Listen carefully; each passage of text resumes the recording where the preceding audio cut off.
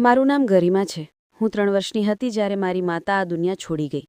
બાળક માટે માની છત્રછાયા સૌથી કિંમતી હોય છે અને જ્યારે તે છીનવાઈ જાય તો બાળક એક પડછાયા સિવાય કશું નથી રહેતું. મારી સાથે પણ આવું જ કંઈક થયું હતું.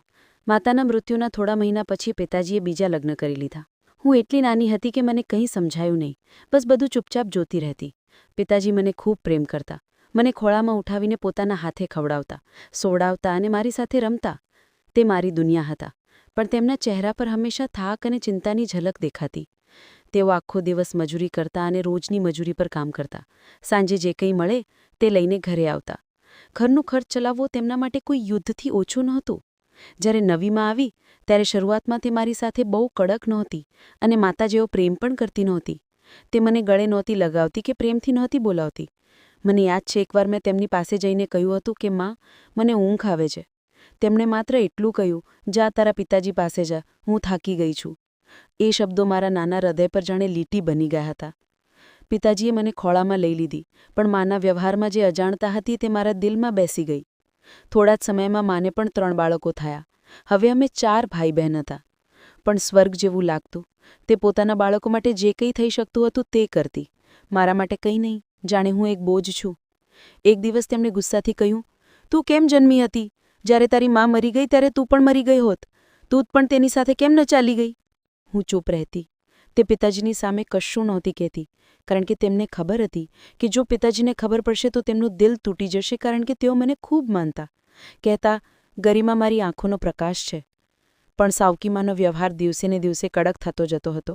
ઘણીવાર જ્યારે પિતાજી કામ પર જતા ત્યારે મા મારી પાસે ઝાડુ, વાસણ અને કપડાં બધું કરાવતી. હું બાળપણમાં જ મોટી થઈ ગઈ હતી. અને જ્યારે ક્યારે ના પાડતી તો મહેણા ટોણાનો વરસાદ શરૂ થઈ જતો. તે કહેતી, તું જ મનહૂસ છે. તારા કારણે જ આ ઘર આવી હાલતમાં છે. તે ચીસો પાડતી. હું દરવાજા પાછળ સંતાઈને રડતી હતી. પિતાજીના કપડાં ધોતી વખતે તેમના શર્ટને વળગીને ધ્રુસકે ધ્રુસકે રડતી અને કહેતી, પિતાજી મારી સાથે આવું કેમ થઈ રહ્યું છે? તમે તો કહેતા હતા કે હું તમારા માટે બધું છું. એકવાર પિતાજીને તાવ આવ્યો તો તેઓ પથારીમાંથી ઉઠી શકતા નહોતા. સાવકીમાએ કહ્યું, હવે આ કંઈ કમાણીના પણ નથી રહ્યા. હવે ઘર કોણ ચલાવશે? મને કંઈ સમજાયું નહીં કે ગરીબીનો બોજ ફક્ત મારા અસ્તિત્વ પર કેમ નાખવામાં આવી રહ્યો છે. સાંજના સમયે સાવકીમાં મોહલ્લાની એક સ્ત્રી સાથે બેઠી હતી. હું દરવાજા પાછળથી તેમને જોઈ રહી હતી. મોહલ્લાની સ્ત્રી અનિતા કાકી કહેવા લાગી, આ છોકરી ભણી ગણીને પણ શું કરશે? આપણા જેવા લોકોના બાળકો તો બસ રોટી કમાવા માટે જ હોય છે. હવેલીમાં કામ કરવા માટે કોઈની જરૂર છે? તારી દીકરી કામ કરી લેશે? સાવકીમાએ કહ્યું, હા હા, તે તો બધું કામ કરી લે છે. અનિતા કાકી કહેવા લાગી, હવેલીની માલકીનને સાફસફાઈવાળી જોઈએ છે. તેમના ત્યાં ભેંસો પણ પાળે છે. ભેંસોની સાફસફાઈનું કામ પણ હોય છે. સવારે જઈને કામ કરે, ઘરવાળાને મદદ કરે. સાવકીમાએ તરત કહ્યું, તો આજ જઈને ત્યાં કામ કરશે. ઘરમાં રહીને મફતની રોટીઓ તોડતી રહે છે. આખો દિવસ તેને કામ જ શું હોય છે? એ રાત્રે હું મોડી સુધી જાગતી રહી. સાવકીમાના શબ્દો મારા કાનમાં ગૂંજી રહ્યા હતા. મફતની રોટીઓ તોડે છે. બીજા દિવસે મને પિતાજી સામે ઊભી કરી દેવામાં આવી. મેં કહ્યું, પિતાજી, હું ભણવા માંગુ છું. મારી આંખોમાં આંસુ હતા. પિતાજી કહેવા લાગ્યા, બેટા, હાલત જો હું કંઈ કરી શકતો નથી. જો તું ઈચ્છીશ તો કદાચ ઘરનો બોજ થોડો ઓછો થશે. મેં માથું નમાવી દીધું. મારો અવાજ ગળામાં અટકી ગયો હતો. બીજા દિવસે સાવકીમાં મને હવેલી લઈ ગઈ. હું ચૂપચાપ તેમની સાથે ચાલી રહી હતી. રસ્તામાં તેમણે મને કહ્યું કે ત્યાં જઈને કોઈ બદતમીઝી ન કરતી, જેવી બહુ ચાલાક બને છે, બહુ સતી સાવિત્રી બને છે, કેરેક્ટર ઠીક હોવું જોઈએ. મેં કંઈ ન કહ્યું, પણ દિલમાં જાણે કોઈ વસ્તુ મરી ગઈ હતી. મારી મા, જેને મેં ક્યારેય જોઈ પણ નહોતી, તેમના માટે આવા શબ્દો સાંભળવા મારા માટે કોઈ મોટા દુઃખથી ઓછું ન હતું. હવેલી પહોંચી તો એક નોકરે દરવાજો ખોલ્યો. અમને એક મોટી સ્ત્રી પાસે લઈ જવામાં આવ્યા. તેમણે મને ઉપરથી નીચે સુધી જોઈ પછી કહેવા લાગી, કામ ભાવી જશે. સવારે વહેલી આવી જજે. ભેંસોના વાડાની સફાઈ કરવાની છે અને સમયસર આવજે. મેં હામાં માથું હલાવી દીધું. ઘરે પાછી આવીને હું સીધી મારા પલંગ પર સૂઈ ગઈ. સાવકીમાએ મારી તરફ જોયું અને કટાક્ષ અંદાજમાં કહેવા લાગી, હવે ઊંઘ સારી આવશે ને? આખરે કામ મળી ગયું છે. મેં મારા ચહેરા પર ઓશીકું રાખ્યું અને આંખોમાંથી વહેતા આંસુ લૂછવા લાગી.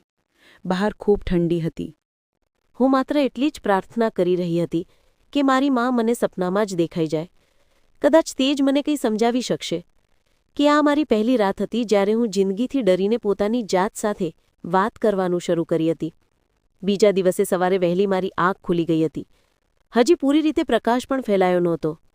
માએ આવીને કપડાથી મારો ચહેરો સાફ કર્યો ને કહેવા લાગી, ઉઠી જા, સમય બરબાદ ન કર. હવેલી પહોંચવામાં મોડું થયું તો માલકીન ગુસ્સો કરશે. મેં નાહી ધોઈને ભગવાન સામે પ્રાર્થના કરવા ચાહી તો તેમણે મને ડરાવી દીધી અને કહેવા લાગી, કામ પર જઈ રહી છે, પ્રાર્થના કરવાનો સમય નથી. મેં ચૂપચાપ ચપ્પલ પહેરી અને નીકળીને ઊભી રહી ગઈ. ગલીઓ હજી સુમસાન હતી. રસ્તામાં હું વિચારતી રહી કે શું ખરેખર મારી જિંદગી હવે આ જ હશે? ભેંસોને સાફ કરવી, દુર્ગંધ અને થાક.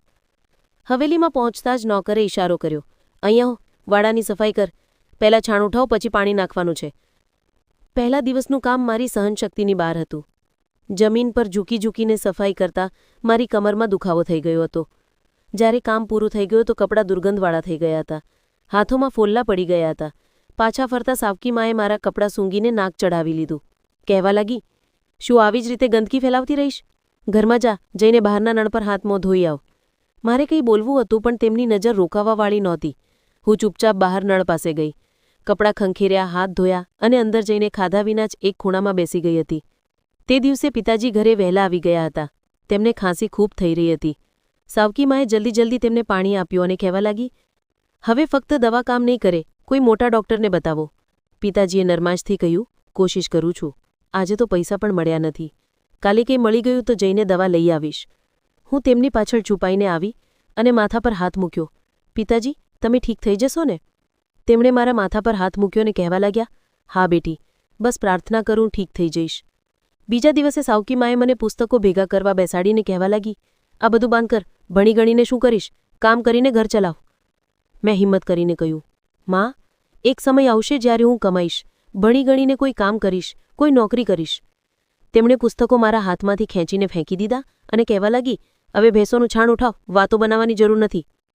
તે જ દિવસે સાંજે અનિતા કાકી ફરીથી અમારા ઘરે આવી અને સાવકી માને કિચનમાં લઈ ગઈ. હું રૂમમાં જ બેસી રહી, પણ દરવાજા પાછળથી બધું સાંભળી રહી હતી. તેમણે કહ્યું, તારી દીકરીનું તો ભાગ્ય જ ખુલી ગયું છે. માલકીન તેના કામથી ખૂબ ખુશ છે અને કહી રહી હતી કે જો આગળ પણ કામ સારું કરીશ તો બપોરનું ખાવાનું પણ આપીશ. અને જો આ છોકરી કામ શીખી જશે તો મહિનાના અંતમાં થોડા પૈસા પણ આપી દઈશ. મારી સાવકીમાં ખુશ થઈ ગઈ અને કહેવા લાગી કે બસ આ ભણવાનું છોડી દે તો હું શાંતિમાં આવી જઈશ. આને તો હંમેશા પૂજાપાઠ હોય છે અથવા તો ચોપડીઓ. કાકી મોટે મોટેથી હસવા લાગી અને કહેવા લાગી કે આપણા જેવી દીકરીઓ કામ કરે છે, ભણવા લખવા જેવા સપના તો મોટા લોકોના હોય છે. રાતે મેં મારા પિતાજીને પૂછ્યું કે પિતાજી, હવે તમે મને શાળાએ નહીં મોકલું? પિતાજીએ નજર ઝુકાવી લીધી અને કહેવા લાગ્યા, બેટા, હજી તો એ પોતાના શબ્દો પૂરા કરવા જ જઈ રહ્યા હતા. તે પહેલાં જ તેમણે પોતાનું માથું નીચું કરી લીધું. હવે હું રોજ હવેલી જતી હતી, છાણ ઉપાડતી, ચૂનો નાખતી. બપોરે જો કંઈ બચેલું ખાવાનું હોય તો નોકરાણી મને થોડુંક ખાવાનું આપી દેતી હતી. પછી સાંજે ઘરે આવતા જ કપડાં ધોતી, વાસણ માંજતી અને રાતે સાવકીમાના મેણા સાથે સૂઈ જતી હતી. એક દિવસ માલકીને મને બોલાવીને કહેવા લાગી કે તને સિલાઈ આવડે છે? મેં હામાં માથું હલાવ્યું. તેમણે એક કમીઝ આપ્યો અને કહ્યું કે આને બરાબર ફોલ્ડ કરીને સીવી દે. જો સારું કરીશ તો આગલી વખતે બીજા કપડાં આપીશ. મેં તે કમીઝ લઈ લીધી. ઘરે આવીને જલ્દી જલ્દી સફાઈ કરી અને પછી રૂમના એક ખૂણામાં બેસીને સિલાઈ શરૂ કરી. મારા હાથ ધ્રુજી રહ્યા હતા, પણ દિલમાં ખુશી હતી કે કદાચ આ કામ મને તે છાણમાંથી છુટકારો અપાવશે. બીજા દિવસે જ્યારે હું કમીઝ પાછી લઈ ગઈ તો માલકીને જોયું. પછી નોકરાણીને કહ્યું, આને એકવાર સિલાઈ મશીન પર બેસાડ, જોઈએ કે આ મારા માટે શું કરે છે. મારા માટે આ એક નવી આશા જેવું હતું. મેં મશીન પર બેસીને જૂના કપડાં સીવ્યા. માલકીને માથું હલાવ્યું અને કહ્યું કે બરાબર છે, આ કામ પણ કરી શકે છે. તે દિવસે મને થોડુંક ખાવાનું આપવામાં આવ્યું અને જતી વખતે 500 રૂપિયા આપવામાં આવ્યા. આ મારી જિંદગીની પહેલી કમાણી હતી. ઘરે જઈને મેં મારી સાવકીમાને બતાવ્યું તો તેમણે તે 500 રૂપિયા મારી પાસેથી લઈ લીધા અને કહેવા લાગી, આ પૈસા લાખીને શું કરીશ? મારા કામમાં આવી જશે. મેં કંઈ ન કહ્યું, બસ મારું ખિસ્સું ખાલી કરી દીધું. હવે આખો દિવસ કામ, સાંજે થાક. રાતે હું પહેલાં એક જ વિચાર આવતો હતો કે શું બધું મારી જ કિસ્મત છે કે ક્યારેક કંઈ બદલાશે. જ્યારથી માલકીને મને સિલાઈનું કામ આપવાનું શરૂ કર્યું, હું દિવસમાં ખૂબ વ્યસ્ત થઈ ગઈ હતી. સવારની શરૂઆત તો હજી પણ હવેલીના વાડાથી થતી હતી, પણ બપોરે જો સમય મળતો તો માલકીનના કપડાં લઈને આવતી હતી. કપડાં સીવતી વખતે મને શાંતિ મળતી હતી, જાણે હું જીવનથી અલગ કોઈ સ્વચ્છ જગ્યા પર બેઠી હું. પણ અસલી પરેશાની ત્યાં જ હતી, મારી સફાઈ. જ્યારથી છાણ ઉપાડવાનું કામ શરૂ કર્યું હતું, પૂજાપાઠ છૂટી ગયા હતા, શરીર પર ગંદકી રહેતી હતી, કપડામાંથી દુર્ગંધ આવતી હતી. હું નહાઈ શકતી નહોતી, ન મને પાણીની આઝાદી હતી. એક દિવસ મેં મારી સાવકીમાને કહ્યું, હું સ્નાન કરી લઉં, શરીર પર ખૂબ ગંદકી છે અને મારે પ્રાર્થના પણ કરવી છે. તેમણે મને ધ્યાનથી જોઈ, પછી ધમકાવા લાગી. પૂજાપાઠ કરવાની બહુ ચિંતા થઈ રહી છે. આખો દિવસ કોઈ ખોટું કામ નથી કરતી જે સતી સાવિત્રી બની રહી છે. મેં માથું ઝુકાવી લીધું. મેં કહ્યું કે હું ભગવાનને પ્રાર્થના કરવા માંગુ છું. તે ચીસો પાડીને કહેવા લાગી, તારી માં પણ આમ સતી સાવિત્રી બનીને લોકોને છેતરતી હતી. બધા જાણે છે તેના ચક્કર, અને તું પણ તારી માં જેવી જ બની રહી છે. મેં તેમની તરફ જોયું પણ કંઈ કહેવાની હિંમત નહોતી. અંદરથી મને ગુસ્સો જરૂર આવતો હતો, પણ મારો અવાજ ન નીકળ્યો. તે જ રાતે જ્યારે બધા સૂઈ ગયા તો હું શાંતિથી બહાર નીકળી, નળ પાસે ગઈ. પાણી ઠંડુ હતું. મેં એક સાદા કપડાને ટુવાલ લઈ લીધા અને કપડાં ભેગા કરતાં જ નાહવા લાગી. પાણી ઠંડુ હતું પણ મારા માટે નાહવું ખૂબ જરૂરી હતું. મારા શરીરમાંથી ખૂબ દુર્ગંધ આવી રહી હતી અને આ ગંદકીના કારણે મને બિલકુલ સારું નહોતું લાગી રહ્યું. નાહી ધોઈને હું શાંતિથી મારા રૂમમાં આવી ગઈ હતી. હજી હું મારા રૂમમાં આવીને જ બેઠી હતી કે અચાનક મારી સાવકીમાએ જોરથી દરવાજો ખોલી દીધો અને મને ઘૂરતા ઘૂરતા કહેવા લાગી કે ક્યાં ગઈ હતી. મેં કહ્યું, કંઈ નહીં, બસ બહાર નળ પર હાથ ધોવા ગઈ હતી. તેમણે કહ્યું, હાથ કે પાપ ધોવા ગઈ હતી? તેમણે હસતા હસતા કહ્યું, તારું જૂઠ બધું સમજું છું, તારા જેવી ચાલાક છોકરીઓને. બીજા દિવસે હું માલકીનના રૂમમાં ગઈ. તેમણે મને સીવવા માટે બીજા કપડાં આપ્યા અને કહેવા લાગી કે સીધી સિલાઈ લગાવજે, માપ બગડવું ના જોઈએ. મેં પૂછ્યું કે માલકીન, અહીં ક્યાંક નાવાની વ્યવસ્થા છે? તેમણે ચોંકીને મારી તરફ જોયું અને કહેવા લાગી કે કેમ, કોઈ પરેશાની છે?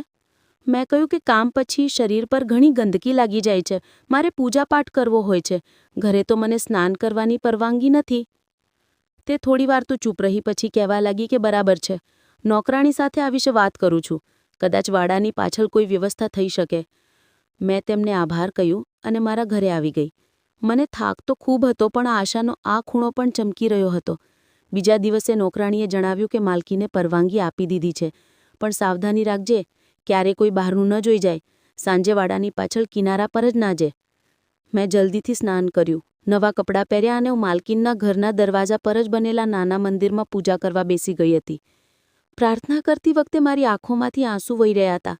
હું ભગવાનને કહી રહી હતી કે તમારો લાખ લાખ આભાર, તમે મારી પ્રાર્થના સાંભળી લીધી. હું અવારનવાર ઘરના સ્વચ્છ કપડાં પહેરીને જતી અને ત્યાં ગંદા કપડાં પહેરી લેતી અને પછી બધું કામ પતાવ્યા બાદ નાઈને સ્વચ્છ કપડાં પહેરી લેતી, જેથી મારી સાવકીમાને મારા બદલાયેલા કપડાં પર શંકા ન થાય. પણ આ શાંતિ વધુ દિવસ ન રહી. એક દિવસ ઘરે આવતા રસ્તામાં મારી સાવકીમાની એક ઓળખીતી સ્ત્રી મળી ગઈ. તેણે મારી સાવકીમાને આવીને કહ્યું કે તારી દીકરીને વાડાની પાછળ નહાતા જોઈ છે, બધા નોકરો વાતો કરી રહ્યા છે. આ સાંભળીને તમારી સાવકીમાનો પારો હાઈ થઈ ગયો હતો. જેવી હું અંદર દાખલ થઈ, તેમણે પોતાના હાથમાં સાવરણો લઈ લીધો અને મને ગાળો આપતા કહેવા લાગી, તને તમીજ નથી, બહાર જઈને કપડાં ઉતારીને નાઈ છે?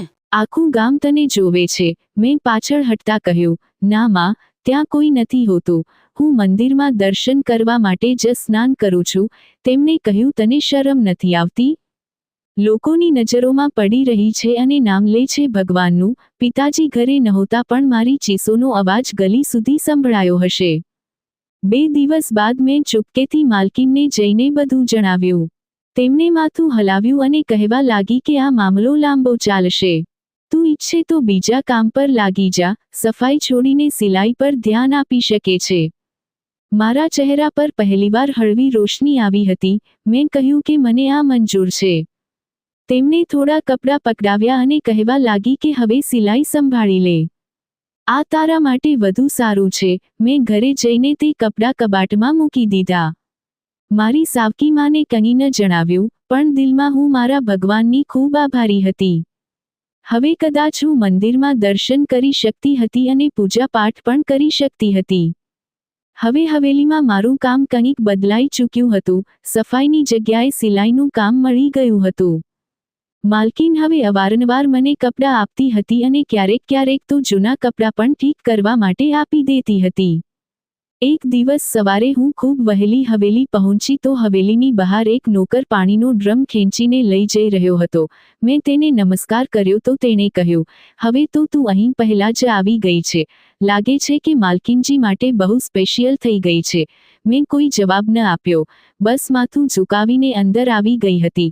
અંદર જઈને સિલાઈ મશીન પર બેઠી તો માલકીન પણ આવી ગઈ અને કહેવા લાગી કે ગરિમા, ગઈકાલે તે જે મારી સાડીનું બ્લાઉઝ સીવ્યું હતું તેના પર ગોટાનું કામ પણ કરી દે.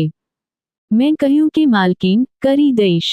તેમણે કહ્યું ઠીક છે. સાંજ સુધીમાં આપી દેજે, પણ ધ્યાન રાખજે કે બ્લાઉઝ ખરાબ ન થાય. મેં બ્લાઉઝ લીધો અને કામમાં લાગી ગઈ હતી. હાથ ચાલતા રહ્યા અને મગજ બીજી કોઈ તરફ લાગેલું હતું. હું વિચારતી રહી કે આજે સ્નાન કેવી રીતે કરીશ. ઘરમાં તો પરવાનગી નથી અને અહીંનું વાતાવરણ દિવસે દિવસે બદલાતું જાય છે. બપોરના સમયે મેં નોકરાણી સાથે વાત કરી હતી કે માલકીનને કહેજો કે હું થોડીવાર માટે વાડાની પાછળ જઈ રહી છું, જલ્દી પાછી આવી જઈશ. તેણે મને ઉપરથી નીચે સુધી જોયો અને કહેવા લાગી કે રોજ રોજ આ બહાનું, કંઈક કામ પણ કરી લે. મેં નરમાશથી કહ્યું, દિવસમાં એકવાર માત્ર પૂજા પાઠ કરવા માટે સ્વચ્છ થવું ખૂબ જરૂરી છે. તે બબડતી રહી, પણ હું જતી રહી હતી. વાડાના ખૂણામાં પાણીનો પાઇપ લાગેલો હતો. મેં ઝડપથી મારી જાતને સાફ કરી, સ્વચ્છ કપડાં પહેર્યા અને પૂજા કરવા માટે આવી ગઈ હતી. પૂજા પૂરી થતાં જ જેવી હું પાછળ ફરી તો એક પડછાયો જેવું નજર આવ્યું હતું. હું ગભરાઈ ગઈ અને જલ્દીથી કપડાં સરખા કર્યા અને પાછળના દરવાજાથી અંદર આવી ગઈ હતી. કંઈ દેખાયું નહીં તો મારી જાતને દિલાસો આપ્યો કે કદાચ કોઈ જાનવર હશે અથવા મારો વહેમ હશે. બપોરે જ્યારે કામ પૂરું થયું તો માલકીને મને કંઈક કામ આપ્યું અને કહેવા લાગી કે આ કપડાં પણ સાંજ સુધીમાં સીવી દેજે, હું કપડાં સાથે પૈસા પણ મૂકી દઈશ. ઘરે પાછી આવી તો મારી સાવકી માતા દરવાજા પર જ મળી હતી. મને ઘૂરતા કહેવા લાગી, આટલી મોડી કરી? શું કામ કરે છે ત્યાં? અંદરના બધા કામ તો સવારે જ થઈ જાય છે, તો પછી તને આટલી વાર કેમ લાગે છે? હું ચૂપચાપ અંદર આવી ગઈ અને ચૂપચાપ કમીજ અલમારીમાં મૂકી દીધી. થાકથી શરીરમાં દુખાવો થઈ રહ્યો હતો, પણ હું જાણતી હતી કે જો અહીં કંઈક બનવું છે તો મૌન જ શ્રેષ્ઠ જવાબ છે.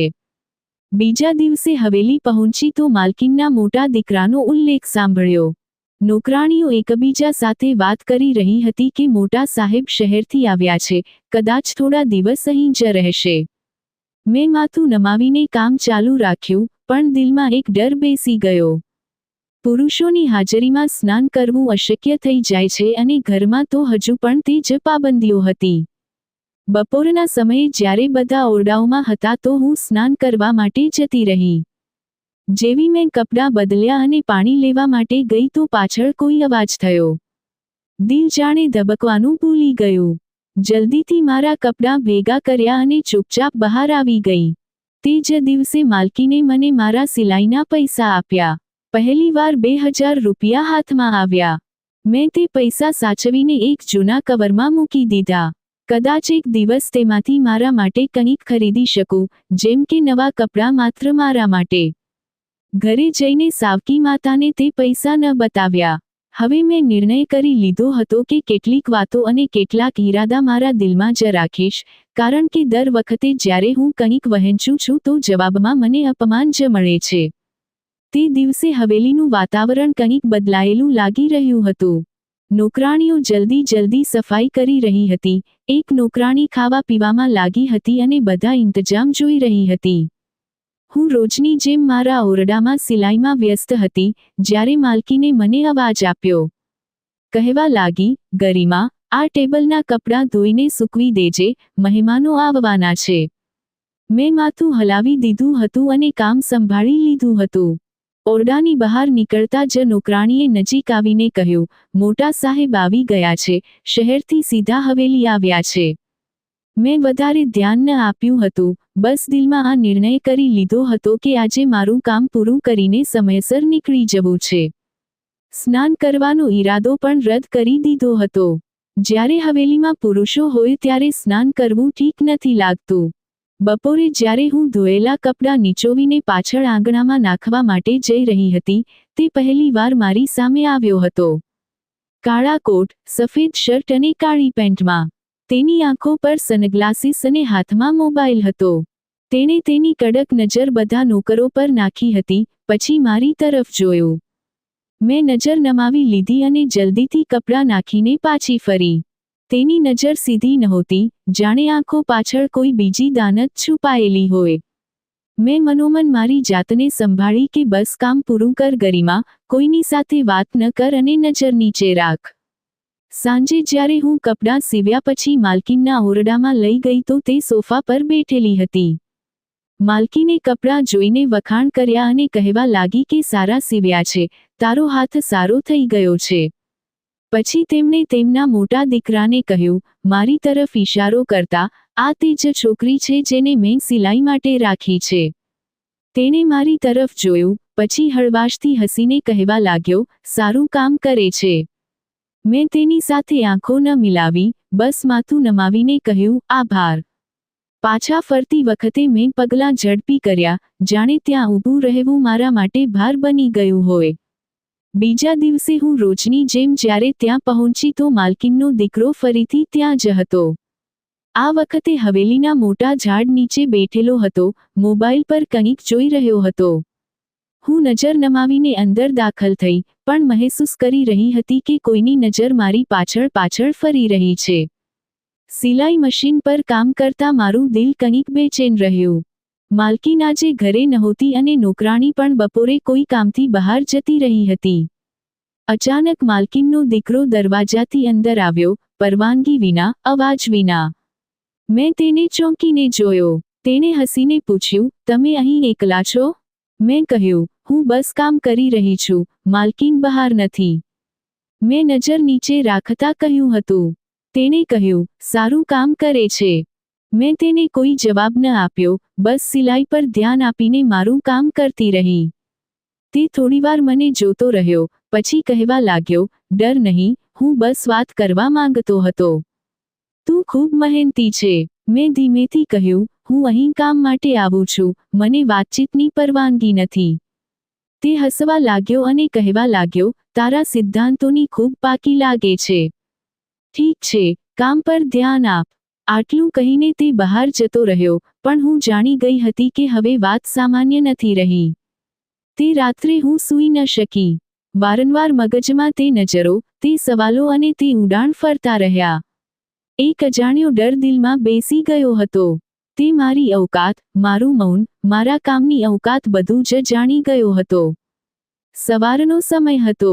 હું હવેલી પહોંચી તો આકાશ પર વાદળો છવાયેલા હતા અને હવામાં ઉદાસી હતી. માલકીન કોઈ સંબંધીને ત્યાં ગઈ હતી, માત્ર નોકરાણી જ હાજર હતી. હવેલી સુમસામ લાગી રહી હતી, જાણે દિવાલો પણ ચૂપચાપ કંઈક છુપાવી રહી હોય. આજે ખાસ કરીને મને સ્નાન કરવાની જરૂર હતી કારણ કે મેં વ્રત રાખ્યું હતું અને હું પ્રાર્થના પણ કરવા માંગતી હતી. વાડાની સફાઈ કર્યા પછી મારા કપડાં ખૂબ ગંદા થઈ ગયા હતા.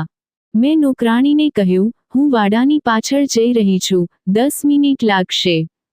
તેણે મારી વાત સાંભળીને અનસુની કરી દીધી, બસ માથું હલાવીને બીજી તરફ જોવા લાગી. હું પાણીની ડોલ અને ટુવાલ લઈને જૂની દિવાલની પાછળ જતી રહી હતી, જ્યાં એક ખૂણામાં હું ક્યારેક પણ સ્નાન કરી લેતી હતી.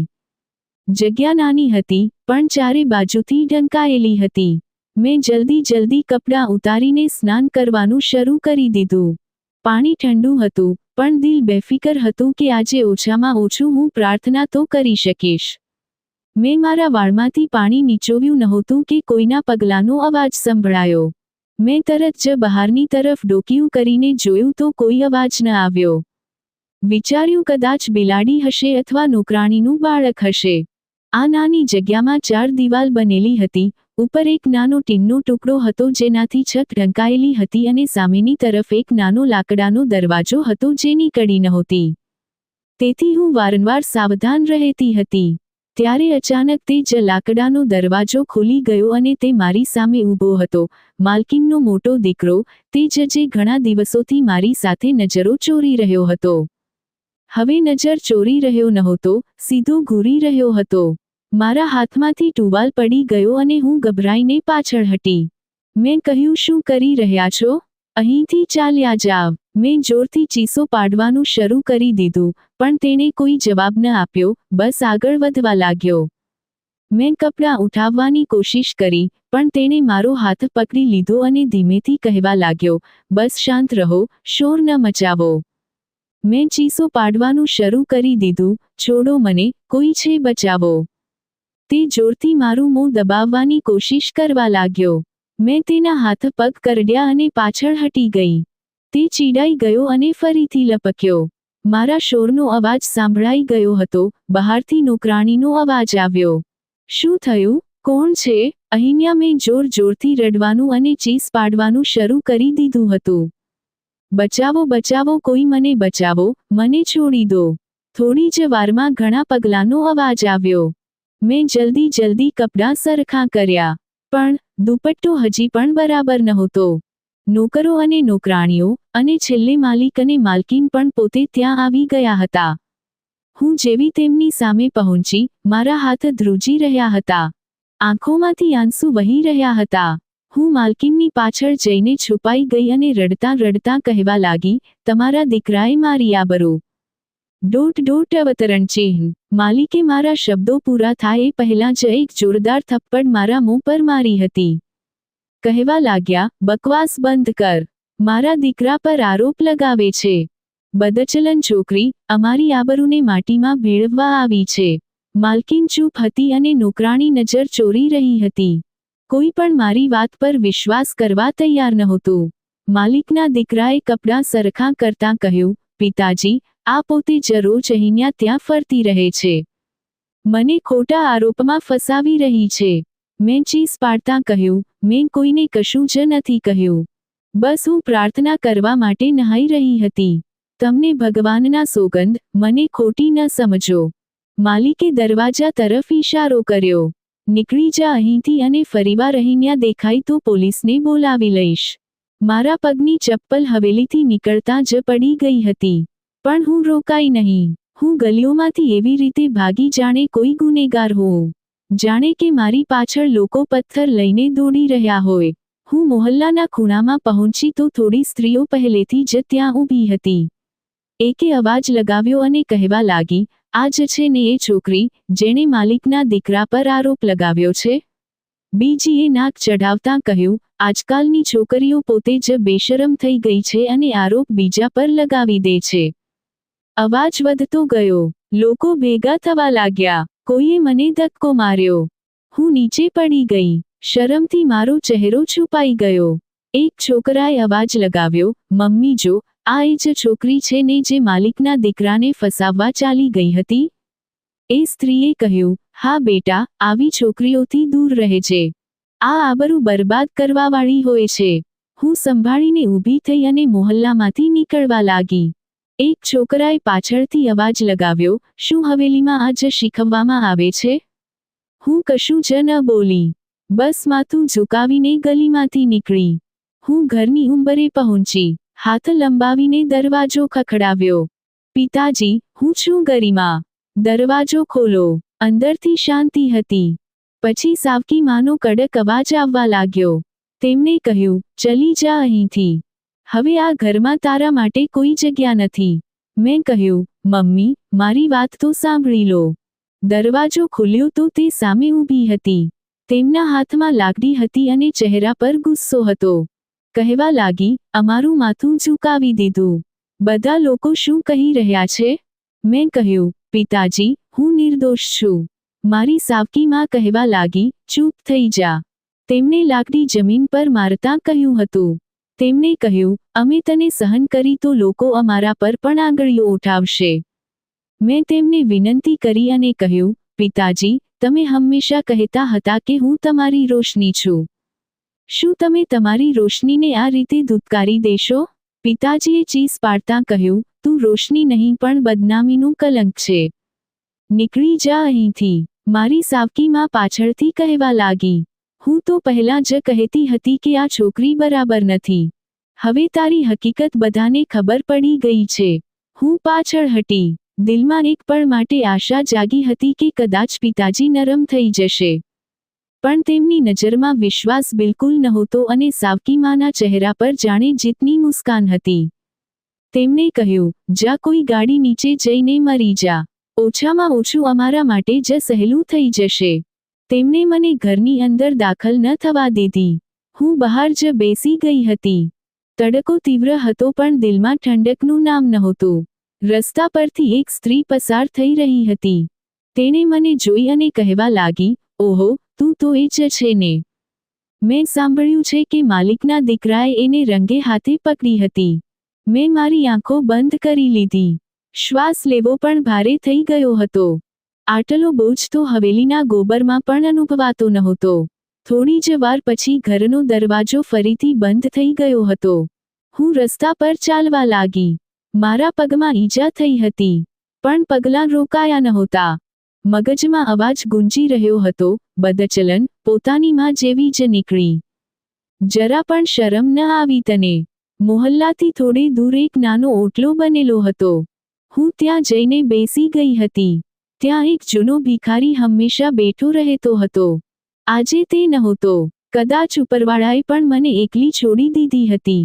એક બાળક મારી પાસે આવીને ઊભો રહ્યો. તેના હાથમાં અડધું સફરજન હતું.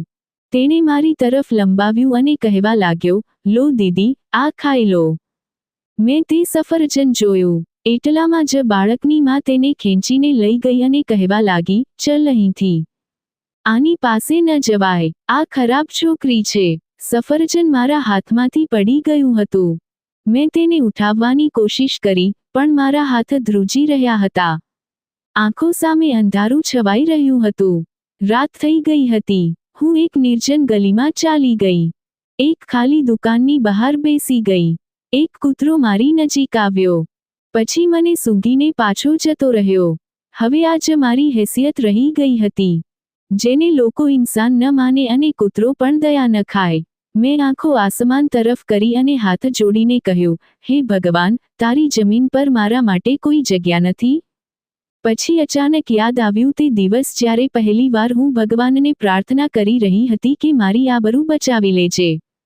આજે વિચારું છું કે મેં મારી આબરૂ કોઈને વેચવા ન દીધી. ભલે આખી દુનિયા ગમે તેટલું કહે. સાંજના સમયે રસ્તાઓ અજાણ્યા લાગવા લાગે છે.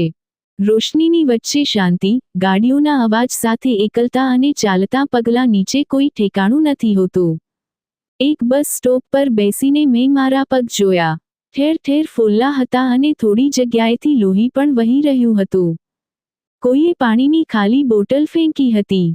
તે મારા પગ પાસે આવીને રોકાઈ. મેં હાથ લંબાવ્યો. કદાચ પાણીનું એક ટીપું અંદર બાકી હોય. પણ ના, તે બિલકુલ ખાલી હતી. બિલકુલ મારા નસીબની જેમ. સામે એક પાનવાળાની દુકાન હતી. થોડા યુવાન છોકરા હસી હસીને વાતો કરી રહ્યા હતા. તેમની નજરોએ મને જોતાં જ શબ્દો કહેવા શરૂ કરી દીધા હતા. ઓહો, લાગે છે આજે ફરી કોઈને ઘરમાંથી કાઢી મૂકવામાં આવી છે. ચલો અહીંથી જઈએ, નહીંતર હમણાં આ કોઈના પર આરોપ લગાવી દેશે. મેં મારી નજર ઝુકાવી લીધી. પછી ચૂપચાપ ત્યાંથી ઊભી થઈ ગઈ. સડકની બાજુમાં એક ગટર પાસે બેસીને મેં મારું માથું ઘૂંટણમાં છુપાવી દીધું. આખો દિવસ કંઈ ખાધું નહોતું. પેટમાં ઉંદર દોડી રહ્યા હતા. ખિસ્સામાં કંઈ નહોતું. 2000 રૂપિયા જે ક્યારેક સિલાઈ કરીને મળ્યા હતા, તે પણ ઘરમાં રાખ્યા હતા અને બાકીના પૈસા સાવકી માએ લઈ લીધા હતા. રાત ઘેરી થઈ રહી હતી. હું રેલવે સ્ટેશન પાસે પહોંચી. ત્યાં ઘણા લોકો પોતાની ચાદર ઓઢીને સૂતા હતા. મેં પણ એક ખાલી બેન્ચ જોઈને મારી જાતને સમેટી લીધી હતી. ઠંડી હવા મારા શરીરમાં ઉતરી રહી હતી, પણ હું જાગતી રહી. મારી બાજુમાં જ એક સ્ત્રી પોતાના બાળકો સાથે બેઠી હતી. તેણે મને જોઈ અને પૂછવા લાગી, ક્યાંથી આવી છો? મેં ધીમેથી જવાબ આપ્યો, અહીંની જ છું. તેણે કહ્યું, તારું ઘર નથી કે શું? મેં કહ્યું, હતું પણ હવે નથી. તેણે નજર ફેરવી લીધી અને કોઈ સવાલ ન કર્યો. બસ પોતાના ધાબળાને થોડો આગળ ખેંચીને પોતાના બાળક ઉપર લીધો. કદાચ તે પણ કોઈ સમયે આ જ જગ્યાએ પહોંચી હશે. સવાર થઈ તો હું સ્ટેશનથી નીકળી. એક ચાવાળા પાસે જઈને પાણી માંગ્યું. તેણે મને અજીબ નજરથી જોઈ અને કહેવા લાગ્યો, માંગવા આવી છો? મેં કહ્યું, નહીં, ફક્ત પાણી જોઈએ છે. તેણે પ્લાસ્ટિકનો એક ગ્લાસ લાવીને મારી સામે મૂકી દીધો અને કહેવા લાગ્યો, જલ્દી પીજે, અહીં બેસવાની પરવાનગી નથી. મેં પાણી પીધું અને તેનો આભાર પણ માન્યો, પણ જવાબમાં તેણે મોં બીજી તરફ ફેરવી લીધું. દિવસ ચડી ગયો હતો. મેં વિચાર્યું, ક્યાંક મજૂરી જ મળી જાય. એક બિલ્ડિંગની સામે કેટલાક લોકો ઊભા હતા. મેં ત્યાં જઈને એક સ્ત્રીને પૂછ્યું, શું અહીં કામ મળે છે? તો તેણે મને ઉપરથી નીચે સુધી જોઈ. પછી હસતા હસતા કહેવા લાગી, આવા હાલતમાં કામ જોઈએ છે તને? જા બેન, બીજે ક્યાંક કામ શોધ. અહીં લોકો પોતાની દીકરીઓ માટે કામ શોધે છે, ભાગી ગયેલી છોકરીઓ માટે નહીં. મેં ફરીને બીજી વાર તે સ્ત્રીને ન જોઈ. બસ ત્યાંથી ચાલી ગઈ હતી. દરેક પગલું, દરેક રસ્તો જાણે ગવાહી આપી રહ્યો હતો કે આ શહેર દિલવાળાઓનું નહીં, સવાલ કરનારાઓનું છે. સાંજ ઢળવા લાગી. આકાશ પર વાદળો ઘેરા થઈ ચૂક્યા હતા. સડકો પર લાઇટોની રોશની થઈ રહી હતી. એક પાર્કના ખૂણામાં જઈને હું જમીન પર બેસી ગઈ હતી. મારા કપડાં એ જ હાલતમાં હતા. દિલમાં ફક્ત એક જ પ્રાર્થના હતી. ભગવાન, તું જાણે છે કે હું નિર્દોષ છું. મેં કંઈ ખોટું નથી કર્યું. મને ન્યાય જોઈએ છે. તને તો બધું ખબર છે. જેમણે મને પોતાના માન્યા, તેમણે મને વેચી દીધી. જેમની પાસેથી આશા હતી, તેમણે મોં ફેરવી લીધું. મારા આંસુ જમીન પર પડી રહ્યા હતા અને તે જ સમયે જાણે આકાશે પણ મારી સાંભળી લીધું હતું. એક જોરદાર ધમાકાનો અવાજ ગુંજ્યો હતો. મેં માથું ઊંચક્યું. લોકો પાર્ક તરફ ભાગી રહ્યા હતા. અવાજ થઈ ગયો, હવેલી પાસે કંઈક થયું છે. કોઈએ ચીસ પાડીને કહ્યું. મેં પગલાં આગળ વધાવ્યા. થોડી જ પળોમાં ખબર ફેલાઈ ગઈ. માલિકના મોટા દીકરાના રૂમમાં બંદૂક ચાલી ગઈ. અકસ્માત તરીકે ગોળી ચાલવાથી તે ત્યાં જ મરી ગયો. હું ઊભી રહી અને પથ્થરની જેમ શાંત થઈ ગઈ. મારા હાથ હજુ પણ પ્રાર્થના માટે જોડાયેલા હતા. મેં આંખો બંધ કરીને પ્રાર્થના કરી હતી અને ન્યાય માંગ્યો હતો. મારી આસપાસ અવાજ થઈ રહ્યો હતો, લોકો હતા, પણ મારી અંદર શાંતિ હતી. ધમાકાનો પડઘો જ્યારે ગામની દિવાલો સાથે ટકરાઈ રહ્યો હતો, ત્યારે ખબરો પણ શેરીઓમાં ફેલાવા લાગી. બધા કહી રહ્યા હતા કે હવેલીમાં કોઈ મોટો અકસ્માત થઈ ગયો છે. માલિકનો મોટો દીકરો, જેની કારણે મારું ઘર છીનવાઈ ગયું, મારા ચારિત્ર્ય પર સવાલ ઊભા થઈ ગયા, તે બંદૂકની સફાઈ કરતાં ગોળીનો શિકાર બની ગયો હતો. મરવાની ખબર વીજળીની જેમ ગામમાં ફેલાઈ ગઈ હતી. હું તે સમયે પાર્કની બાજુમાં બેઠી હતી. ન ખુશી હતી, ન આઘાત હતો. બસ શાંતિ હતી. મેં કોઈ પ્રાર્થના પણ નહોતી કરી તેના માટે, ન મરવાની, ન જીવવાની. મેં તો ફક્ત ન્યાય માંગ્યો હતો. બપોરના સમયે પોલીસ અને ગાડીઓનો અવાજ હવેલીની આસપાસ જમા થઈ ગયો હતો. લોકોની ભીડ દરવાજાની બહાર હતી. દરેક જણ પોતાની રીતે વાર્તાઓ બનાવી રહ્યું હતું. કોઈ કહે છે, ગોળીઓ સફાઈ દરમિયાન ચાલી ગઈ, તો કોઈએ કહ્યું, નહીં, કંઈક ગરબડ છે. તે તો બંધ રૂમમાં હતો, બંદૂક કેવી રીતે ચાલી ગઈ? હું શાંતિથી એક દિવાલ પાછળ ઊભી રહીને બધું સાંભળતી રહી.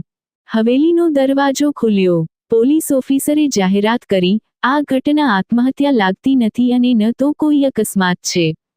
એક રિપોર્ટરે સવાલ કર્યો, સર, રૂમમાંથી શું મળ્યું છે તમને? પોલીસ ઓફિસરે જવાબ આપ્યો, રૂમની તપાસ દરમિયાન અમને ઘણા ફોટા, વિડિયો અને ફોન, મોબાઈલ મળ્યા છે. જેમાં કેટલીક છોકરીઓના ફોટા હતા. આ બધું બરાબર નથી. આ મામલો ઘણો ગંભીર છે. ડ્રગ સપ્લાય અને છોકરીઓના ધંધાનો મામલો લાગે છે. ત્યાં શાંતિ છવાઈ ગઈ. તે સ્ત્રીઓ જે ગઈકાલ સુધી મને આરોપ લગાવી રહી હતી, હવે સંપૂર્ણ રીતે શાંત થઈ ગઈ હતી અને ગામના લોકોની જીભ પર આશ્ચર્ય હતું. તે જ સાંજે માલિકે પોતે હવેલીથી બહાર આવીને જાહેરાત કરી. અમને ખબર નહોતી કે અમારો દીકરો આ બધું કરી રહ્યો છે. અમને દુઃખ છે કે તેના હાથે કોઈની ઇજ્જત પર આંચ આવી. કોઈ સ્ત્રીએ અવાજ ઉઠાવ્યો અને કહ્યું, તો પછી તમારી નજરો સામે તે બધું થતું રહ્યું અને તમને ખબર જ ન પડી? એક નોકરે માથું નમાવી દીધું અને કહ્યું, અમે અવાજ સાંભળ્યો હતો, પણ હવેલીના મામલામાં અમને બોલવાની પરવાનગી નહોતી. પછી એક બીજી છોકરી સામે આવી. કદાચ મહોલ્લાના પાછળના ભાગની હતી. તેણે કહ્યું, માલિકના દીકરાએ મને પણ બોલાવીને કહ્યું હતું કે નોકરી જોઈએ છે. પછી કહ્યું હતું કે ફોટો આપી દે. પછી એક બીજી છોકરી સામે આવી. તેણે કહ્યું, મારા પિતાજી બીમાર હતા. તેના દીકરાએ પૈસાની લાલચ આપીને મારો ફોન માંગ્યો અને પછી ફોટો લીક કરી દેવાની ધમકી આપી. પછી એક છોકરીઓ સામે આવવા લાગી, તો માલિક અને માલકીનનો ચહેરો પીળો પડી ગયો. જે હંમેશા બીજાના ચારિત્ર્ય પર શંકા કરતા હતા, હવે પોતે કઠેરામાં ઊભા હતા. પોલીસે તે બધા ફોટા અને વિડીયો જમા કર્યા. ગામમાં જાહેરાત થઈ કે જો કોઈને આગળ વધુ ગવાહી આપવી હોય તો શાંત ન રહે. હું તે બધું જોતી રહી. તે સત્ય જે મારી પાસે જીભ બનીને આવ્યું હતું, આજે પુરાવા બનીને બધાની સામે હતું અને હવે કોઈ કહી રહ્યું નહોતું કે ગરિમા જૂઠું બોલી રહી છે. તે દિવસે જ્યારે હું નળ પર પાણી ભરી રહી હતી, તે જ સ્ત્રી જેણે મને ગાળો આપી હતી, ચૂપચાપ મારી પાસે આવી અને કહેવા લાગી, દીકરી, અમારાથી ભૂલ થઈ ગઈ છે. અમને માફ કરી દે. અમે તારા પર શંકા કરી, ગામમાંથી કાઢી મૂકી, ખરાબ ભલું કહ્યું. માફ કરી દે. મેં તેના નમેલા માથાને જોઈને કોઈ જવાબ ન આપ્યો. બસ પાણીનો લોટો ભરીને દૂર મૂકી દીધો. રસ્તામાં મને બાળકો મળ્યા, જેમણે મને ગઈકાલ સુધી પથ્થર મારવાની દાનતથી હાથ ઊંચક્યા હતા, તે આજે માથું નમાવીને ઊભા હતા. એક છોકરીએ ધીમેથી કહ્યું, દીદી, તમે અમને માફ કરી દો. મેં તેમના માથા પર હાથ મૂક્યો અને કહ્યું, ભૂલ માની લેવાથી માણસ નાનો થતો નથી. તે રાત્રે હું ફરીથી મંદિરે ગઈ જ્યાં હું હંમેશા દર્શન માટે જતી હતી. ત્યાં શાંતિ હતી પણ મારા દિલમાં અવાજ હતો. ઉપરવાળાએ મારી બધી પ્રાર્થનાઓ સાંભળી લીધી હતી. બીજા દિવસે ગામમાં મોટી જાહેરાત થઈ. ગરિમા નિર્દોષ છે અને જે કંઈ તેની સાથે થયું, તે એક ગુનેગારની હરકત હતી. હવે ગામવાળાઓની નજરમાં શરમ હતી, તેમના ચહેરા પર પસ્તાવો હતો. તે દરવાજા જે મારા માટે બંધ થઈ ગયા હતા, હવે ખુલવા લાગ્યા. હું ધીમે ધીમે તે જ શેરી તરફ ગઈ જ્યાં મારું બાળપણ વીત્યું હતું. મારું ઘર. તે દરવાજો હજુ પણ ત્યાં જ હતો. સાદો પણ તે મને જોઈને બંધ ન થયો. દરવાજો ખુલ્યો અને ત્યાંથી પિતાજી દેખાયા. તેમની આંખોમાં તે જ પસ્તાવો હતો જે કદાચ મારી અંદર વર્ષોથી હતો.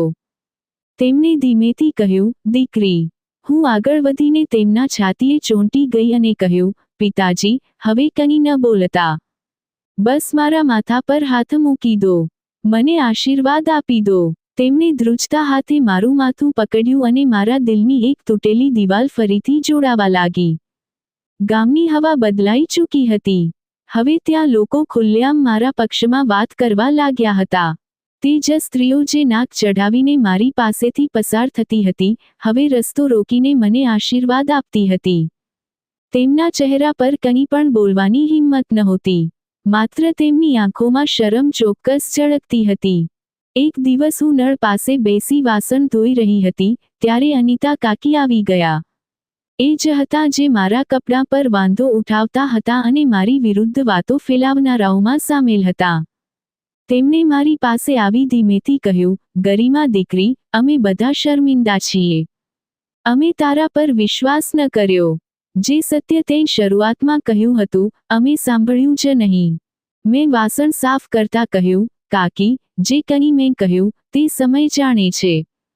હવે કંઈ બદલાઈ નથી શકતું, પરંતુ જો લોકોની વિચારસરણી બદલાઈ જાય, તો કદાચ બીજી કોઈ દીકરી સાથે આવું ન થાય. તેમણે માથું ઝુકાવી શરમ વ્યક્ત કરી અને ત્યાંથી ચાલ્યા ગયા.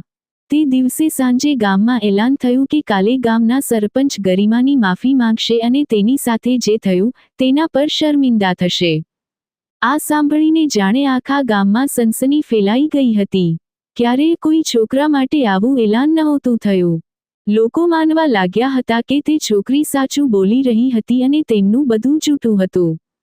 બીજા દિવસે અમારા ઘરની બહાર ભીડ હતી. સરપંચ ઊભા રહીને કહેવા લાગ્યા, દીકરી ગરિમા સાથે જે કંઈ થયું, તે આ ગામના એક ખોટા માણસનું પરિણામ હતું. આપણે બધાએ આપણી દીકરીઓની સુરક્ષા કરવાનું શીખવું પડશે. આપણે તેને પોતાની દીકરી સમજીને પાછી બોલાવવી જોઈએ. ગામના ઘણા મોટા માણસો મારા દરવાજા પર આવ્યા. તેમાંથી એકે મારા પિતાજીને કહ્યું, ભાઈ, જો આપણે બધાએ આંખો બંધ ન કરી હોત, તો આજે ગરિમાને આટલી તકલીફમાંથી પસાર થવું ન પડ્યું હોત. પોતાની દીકરીને ઘરની અંદર જ રાખજો. તમારી દીકરી ખૂબ સારી છે, હવેથી તેને ઘરની બહાર ન કાઢતા. પિતાજી ચૂપ રહ્યા. હું જે મારા ઘરના દરવાજા સુધી તો ચાલી ગઈ હતી, પણ ફક્ત બહાર આંગણામાં જ રહેતી હતી, હું મારા ઘરની અંદર દાખલ નહોતી થઈ. પિતાજીએ સાંજે ઘરનો દરવાજો ખોલ્યો. હું બહાર જ બેઠી હતી. પિતાજી ધીમે ધીમે આવ્યા અને મારી પાસે બેસી ગયા. થોડીવાર ચૂપ રહ્યા. પછી તેમણે ધીમેથી કહ્યું, ગરિમા દીકરી, હું ખૂબ શરમ અનુભવું છું. મેં તારા સત્ય પર વિશ્વાસ ન કર્યો અને લોકોના જૂઠ પર ભરોસો કરી લીધો.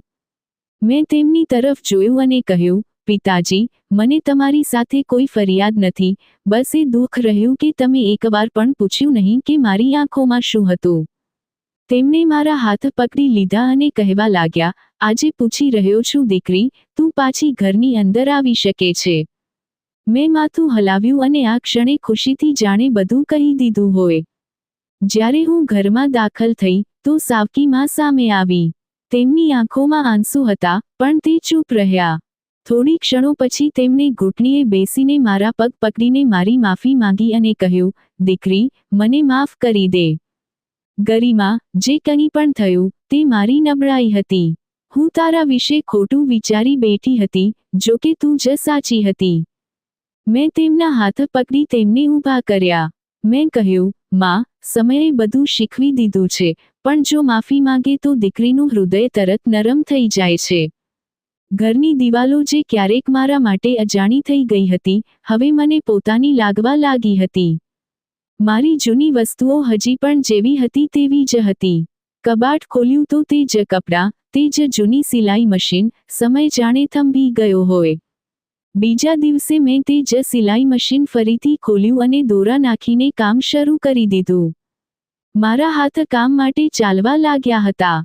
હવે આ માત્ર કમાણી કરવાનો રસ્તો નહોતો, પણ મારી આત્મસન્માનની ઓળખ બની ગઈ હતી. બપોરે કેટલાક બાળકો કામના બહાને મારી પાસે આવ્યા અને કહેવા લાગ્યા, દીદી, અમને સિલાઈ શીખવી દો. મેં હસીને કહ્યું, કેમ નહીં, પણ કામ દિલથી કરવું પડશે. હવે ઘરમાં મારો અવાજ સંભળાતો હતો. સાવકીમાં મારું ધ્યાન રાખતી હતી, ખાવાનું પૂછતી હતી અને પિતાજી હંમેશા સાંજે મારી પાસે બેસી મારું કામ જોતા હતા. હવે ઘરનું વાતાવરણ પહેલા જેવું નહોતું રહ્યું. મેં સિલાઈનું કામ ફરીથી શરૂ કરી દીધું હતું. બધું રૂટીન પર આવી રહ્યું હતું, પણ એક કમી હૃદયના ખૂણામાં હજી પણ છૂટી રહી હતી. એક દિવસ સાવકી માએ કહ્યું, ગરિમા, હું માલકીનના ઘરેથી જો કામ લઈ આવું તો ના ન કહેતી. તે લોકો ઇજ્જતથી બોલાવે છે. મેં તેમની તરફ જોયું અને કહ્યું, માં, મારા માટે હવે તે દરવાજો બંધ થઈ ગયો છે. જ્યાં ઇજ્જત છીનવાઈ જાય, ત્યાં પાછા જઈને કંઈ કમાઈ શકાતું નથી. તેમણે નજર ચુરાવી લીધી અને રૂમમાંથી નીકળી ગયા.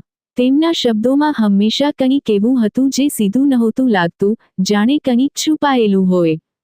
આ જ અઠવાડિયે એક દિવસ માલકીનની નોકરાણી મારી પાસે સિલાઈના કપડાં લઈને આવી. તે ઘણા દિવસો પછી આવી હતી. વાતોમાં કહેવા લાગી, તને ખબર છે? માલિકના દીકરાના મરી ગયા પછી તેના મોબાઈલમાંથી બધા મેસેજ અને કોલ રેકોર્ડિંગ્સ નીકળ્યા છે. સાંભળ્યું છે, તેમાં તારી માનો પણ નંબર હતો. આ સાંભળીને હું ચોંકી ગઈ. મારી માનો? મેં કહ્યું, તને આ વાતની ખાતરી છે? તેણે કહ્યું, હા, બધા નોકરો જાણે છે. ઘણીવાર તેણે પોતાના કામની વાત તારી માં સાથે કરી હતી અને તેમને પૈસા પણ આપ્યા હતા, તને હવેલી બોલાવવા માટે. આ સાંભળીને મારા હાથમાંથી સોય પડી ગઈ હતી. મારા અંદર જાણે એક મોટો ધમાકો થયો હતો. મેં બોલવાની કોશિશ કરી, પણ મારી જીભ સાથ નહોતી આપી રહી. નોકરાણી પોતાનો સામાન લઈને ત્યાંથી જતી રહી હતી અને હું દરવાજા પર ચૂપચાપ બેસી રહી. સાવકીમાં રસોડામાં રસોઈ બનાવી રહી હતી. હું સીધી તેમની પાસે ગઈ.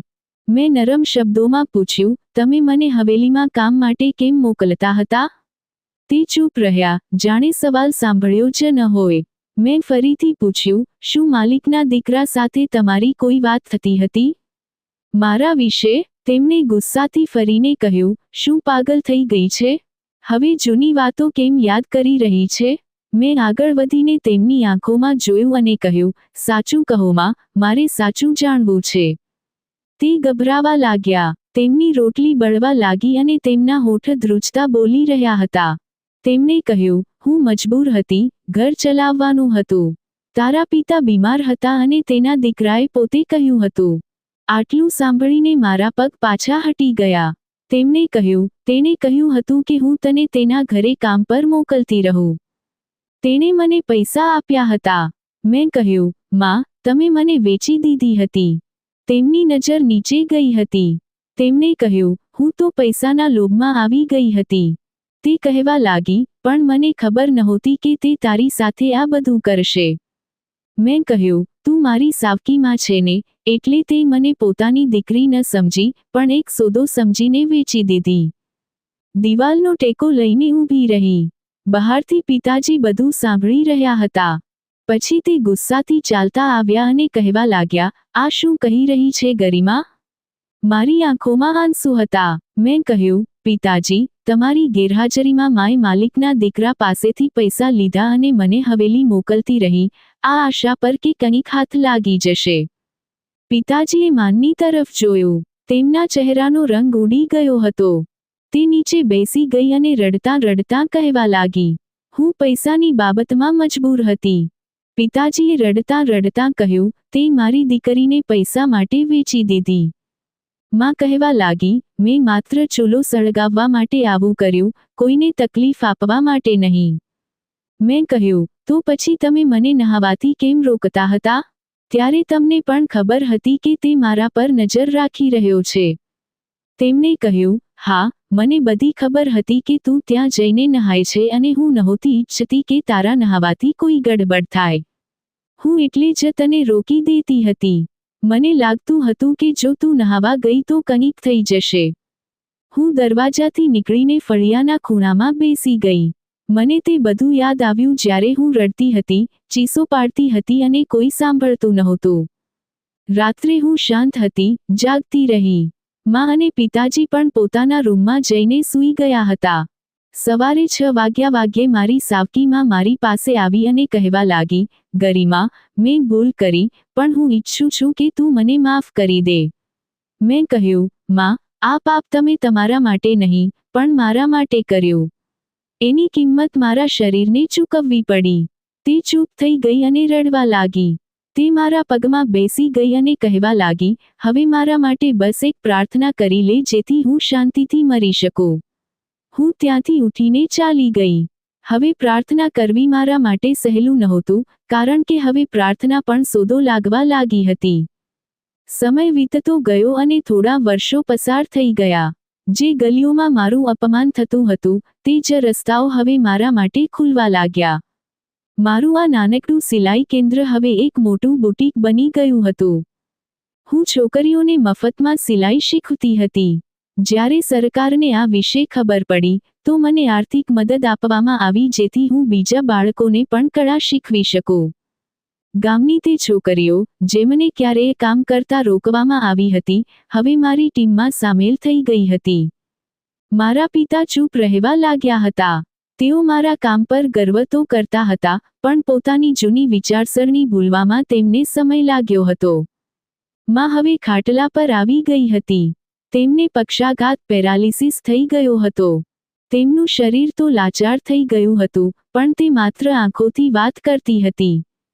તેમને દવા આપવી, તેમની સેવા કરવી, બધું મારી જવાબદારી બની ગયું હતું. તેમના બાળકો, જે ક્યારેય મારા દુશ્મન હતા, હવે મારા ખર્ચે શાળાએ જતા હતા. મારી સાવકી માનને તેમના કર્યાની સજા મળી ગઈ હતી. મેં તેમને કહ્યું, હું તમારા જેવી સ્ત્રી નહીં બનું. તમે મને પૈસા માટે વેચી દીધી હતી, પણ હું તમારી હંમેશા સેવા કરતી રહીશ. હવે મને મોટી મોટી જગ્યાએથી ઓર્ડર આવવા લાગ્યા હતા. ગામમાં મારું નામ થઈ ગયું હતું. શહેરથી પણ મારી વાતચીત ઘણી થઈ ગઈ હતી અને મને ઘણે અંશે સરકારી મદદ પણ મળી હતી. એક દિવસ મને શહેરની એક શાળામાંથી ઓફર મળી કે શાળામાં એક સેશન રાખવામાં આવ્યું છે. અહીં પણ છોકરીઓ માટે સિલાઈના ક્લાસ થવા જોઈએ. શું તમે અમારી શાળામાં નોકરી કરવા ઈચ્છશો? મેં તરત જ હા કહી દીધી અને હવે હું શહેરમાં જઈને પણ બાળકોને શીખવતી હતી. મારી ખુદદારી જ મારી સફળતાનો હિસ્સો બની ગઈ છે અને આજે હું ગર્વથી જીવું છું. દોસ્તો, આશા છે કે તમને અમારી વાર્તા પસંદ આવી હશે. જો વાર્તા પસંદ આવી હોય તો વિડીયોને લાઈક કરો. ચેનલ પર નવા હો તો ચેનલને સબસ્ક્રાઇબ કરો અને હા, નોટિફિકેશન બેલને જરૂર દબાવો જેથી આગલી અપડેટ સૌથી પહેલા તમને મળે.